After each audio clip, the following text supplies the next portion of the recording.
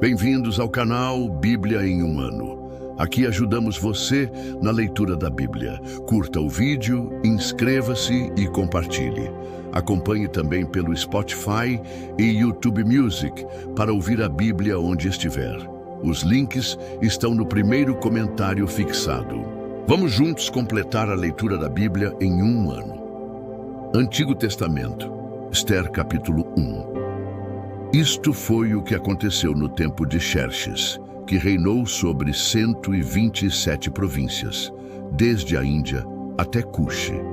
Naquela época, o rei Xerxes reinava em seu trono na cidadela de Suzã.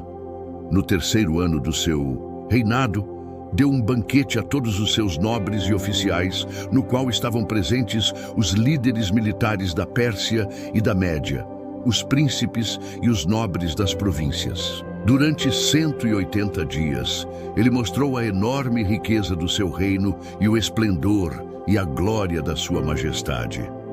Terminados esses dias, o rei deu um banquete de 7 dias no jardim interno do palácio para todo o povo que estava na cidadela de Suzã, dos mais simples aos mais importantes. O jardim possuía forrações em branco e azul, presas com cordas de linho branco e púrpura, ligadas por anéis de prata a colunas de mármore.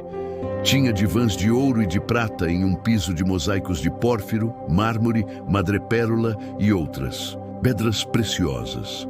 Pela generosidade do rei, o vinho real era servido em grande quantidade, em diferentes taças de ouro.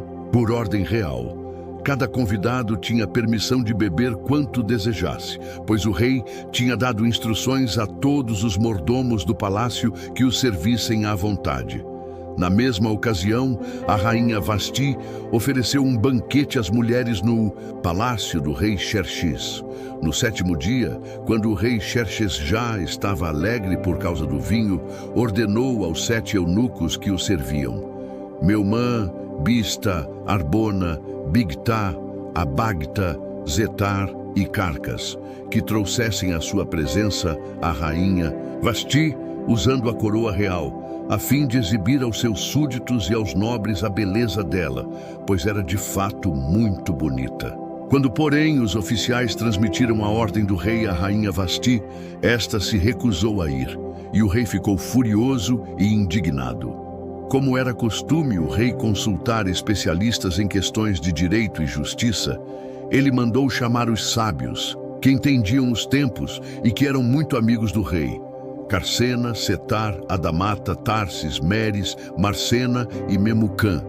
Eles eram os 7 nobres da Pérsia e da Média que tinham acesso direto ao rei e os mais importantes do reino. O rei lhes perguntou: de acordo com a lei, o que se deve fazer à rainha Vasti?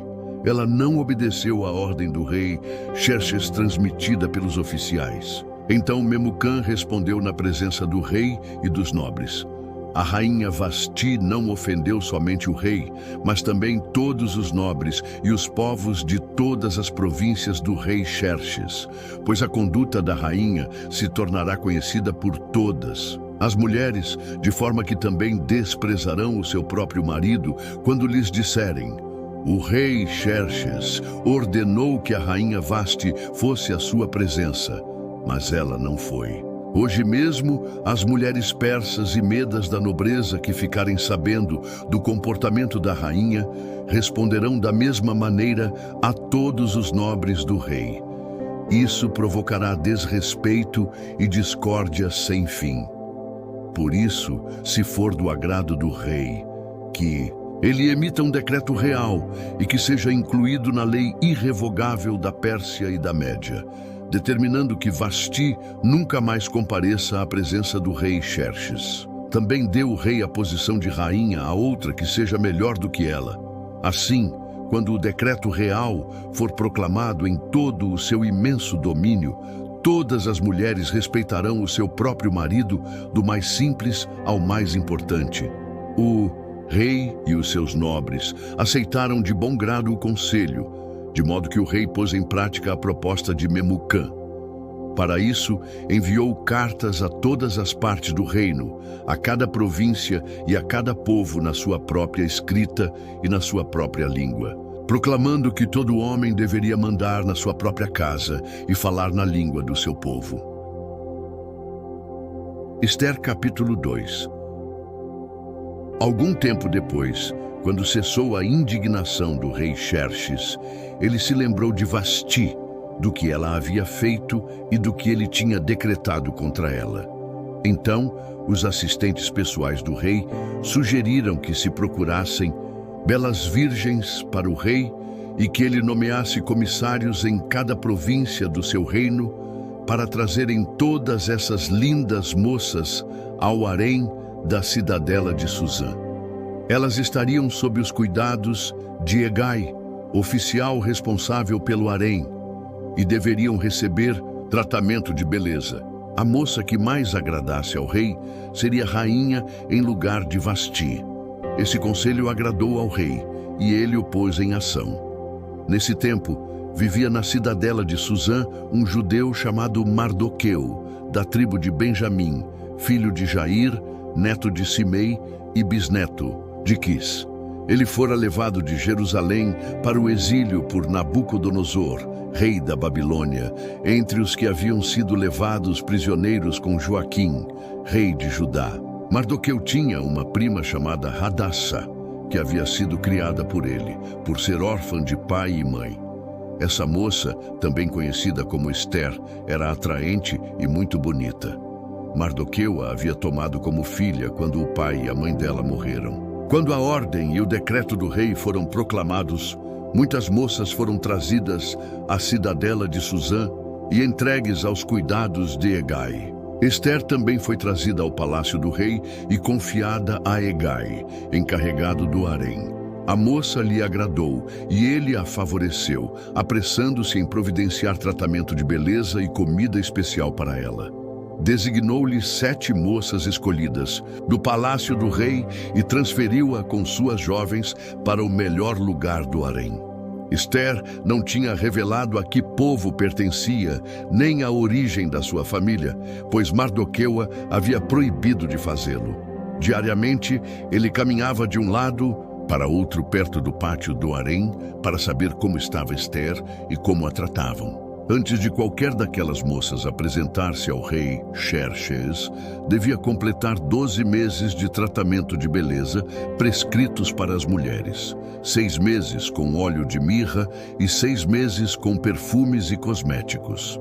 Quando ia apresentar-se ao rei, a moça recebia tudo o que quisesse levar consigo do harém para o palácio do rei. À tarde ia para lá e, de manhã, voltava para o segundo harém, que ficava sob os cuidados de Saasgás, oficial responsável pelas concubinas.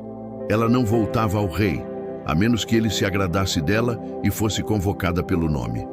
Quando chegou a vez de Ester, filha de Abiail, tio de Mardoqueu, que a tinha adotado como filha, ela não pediu nada além daquilo que Hegai, oficial responsável pelo harém, sugeriu. Ester era favorecida por todos os que haviam. Ela foi levada ao rei Xerxes, à residência real, no 10º mês, o mês de Tebete, no 7º ano do seu reinado. O rei gostou mais de Ester do que de qualquer outra mulher. Ela foi favorecida por ele e ganhou a sua aprovação mais do que qualquer das outras virgens. Então colocou nela uma coroa real e tornou-a rainha, em lugar de Vasti. O rei deu um grande banquete, o banquete de Ester, a todos os seus nobres e oficiais. Proclamou feriado em todas as províncias e distribuiu presentes com a generosidade digna de um rei. Quando as virgens foram reunidas pela segunda vez, Mardoqueu estava sentado à porta do palácio real. Ester havia mantido segredo sobre o seu povo e sobre a origem da sua família, conforme a ordem de Mardoqueu, pois continuava seguindo as instruções dele, como fazia quando ainda estava sob a sua tutela. Um dia, quando Mardoqueu estava sentado à porta do palácio real, Bigtã e Teres, 2 dos oficiais do rei que guardavam a entrada, estavam indignados e conspiravam para assassinar o rei Xerxes. O plano, porém, chegou ao conhecimento de Mardoqueu, que o revelou à rainha Ester, que, por sua vez, passou a informação ao rei, em nome de Mardoqueu. Depois de investigada a informação e constatada a sua veracidade, os 2 oficiais foram empalados. Tudo isso foi escrito no livro de Anais, na presença do rei. Novo Testamento, Atos capítulo 5, versículos 1 ao 21. Um homem chamado Ananias, com Safira, a sua esposa, também vendeu uma propriedade. Com o conhecimento da mulher, ele reteve parte do dinheiro para si, mas levou o restante e o depositou aos pés dos apóstolos. Então Pedro perguntou: Ananias, como Satanás encheu o seu coração para mentir ao Espírito Santo e guardar para você uma parte do dinheiro que recebeu pela propriedade? Ela não pertencia a você antes de ser vendida, e depois de vendida, o dinheiro não estava em seu poder? O que o levou a pensar em fazer tal coisa? Você não mentiu aos homens, mas a Deus. Ouvindo isso, Ananias caiu morto. Grande temor apoderou-se de todos os que ouviram o que tinha acontecido. Então, os moços vieram, envolveram o seu corpo, levaram-no para fora e o sepultaram. Cerca de 3 horas depois, entrou a esposa, sem saber o que havia acontecido. Pedro lhe perguntou: Diga-me, foi este o preço que vocês conseguiram? Pela propriedade? Ela respondeu: Sim, foi esse mesmo. Pedro lhe disse: Por que vocês entraram em acordo para tentar o Espírito do Senhor? Veja, estão à porta os pés dos que sepultaram o seu marido, e eles a levarão também. Naquele mesmo instante, caiu morta aos pés dele. Então, os moços entraram e, encontrando-a morta, levaram-na e a sepultaram ao lado do marido. Grande temor apoderou-se de toda a igreja e de todos os que ouviram falar desses acontecimentos. Os apóstolos realizavam muitos sinais e maravilhas no meio do povo. Todos os que creram costumavam reunir-se no pórtico de Salomão. Dos demais, ninguém ousava juntar-se a eles, embora o povo estivesse em alto conceito. Em número cada vez maior, homens e mulheres criam no Senhor e lhes eram acrescentados, de modo que o povo também levava os doentes às ruas e os colocava em camas e macas, para que, ao passar Pedro, pelo menos a sombra dele se projetasse sobre alguns. Afluíam também multidões das cidades próximas a Jerusalém, que levavam os seus doentes e os atormentados por espíritos imundos. Todos eram curados. Então, o sumo sacerdote e todos os seus companheiros, membros do partido dos saduceus, ficaram cheios de inveja. Por isso mandaram prender os apóstolos, colocando-os em uma prisão pública. No entanto, durante a noite, um anjo do Senhor abriu as portas do cárcere, levou-os para fora e disse: Dirijam-se ao templo e relatem ao povo toda a mensagem desta vida. Ao amanhecer, eles entraram no pátio do templo, como haviam sido instruídos, e começaram a ensinar o povo. Quando chegaram o sumo sacerdote e os seus companheiros, convocaram o sinédrio, toda a assembleia dos líderes religiosos de Israel, e mandaram que os apóstolos fossem trazidos da prisão. Obrigado por chegar até aqui. Curta o vídeo, inscreva-se no canal e compartilhe com aqueles que são importantes para você. Que Deus nos ajude a completar esta jornada. O Senhor te abençoe e te guarde. O Senhor faça resplandecer o seu rosto sobre ti e tenha misericórdia de ti. O Senhor sobre ti levante o seu rosto e te dê a paz. Até amanhã.